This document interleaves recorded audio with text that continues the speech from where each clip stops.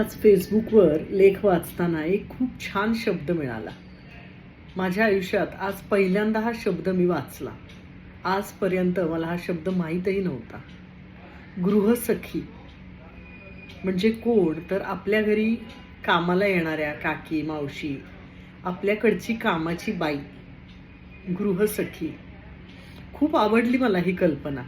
आणि खरं तर याच आपल्या खऱ्या सख्या असतात, नाही का? जर आपलं त्यांच्याशी चांगलं जमलं, सूत जुळलं, तर त्यांच्यासारखी जवळची मैत्रीण नाही. रोजच्या रोज आपल्याला घरी येणारी, आपल्या घरात आपल्याला भेटणारी, आपल्या चेहऱ्यावरून आपल्या मनात काय चाललंय हे ओळखणारी आणि छोट्या छोट्या गोष्टींमध्ये आपल्याला सांभाळून घेणारी.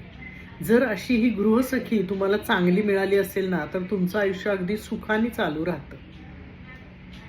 काही काही मात्र गृहसखी म्हणण्याच्या लायकीच्याच नसतात असं म्हणायला पाहिजे. इतका त्या घरात निगेटिव्हिटी आणत राहतात.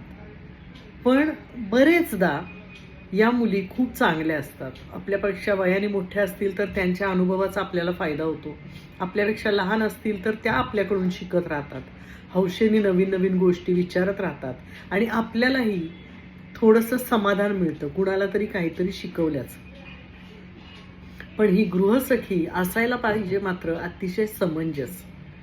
इकडच्या गोष्टी तिकडे न करणारी, उलट न बोलणारी, वेळेवर येणारी, सुट्टी घेतली तर ते आधी कळवणारी, अशा सगळ्या गोष्टी करणारी गृहसखी जर तुम्हाला मिळाली असेल तर तुम्ही खरंच पुण्यवान.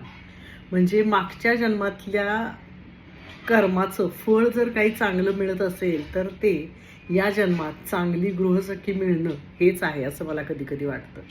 आणि आता हा शब्द तर मला इतका आवडलाय की त्यांना असंच म्हणावं असं मला वाटायला लागलंय.